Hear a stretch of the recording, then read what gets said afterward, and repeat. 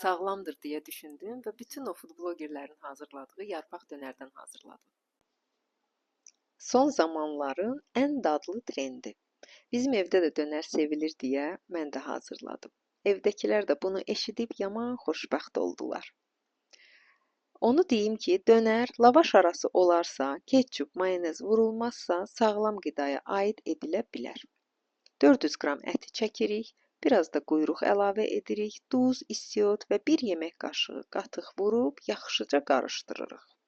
Sonra yağlı kağızın arasına nazik yayıb bükürük.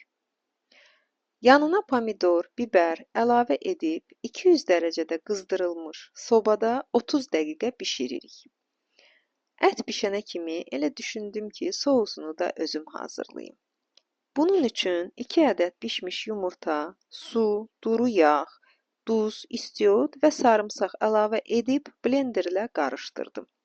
Oğlum da səbirsizliyindən sousun dadına əvvəlcə baxıb bəyəndiyini bildirdi. Həqiqətən də ət nazik, yarpaq-yarpaq alınır. Həm lavaş arası dönər, həm İskəndər dönər kimi təqdim edilə bilər. Biz çox bəyəndik. Siz də hazırlayın, nuş edin.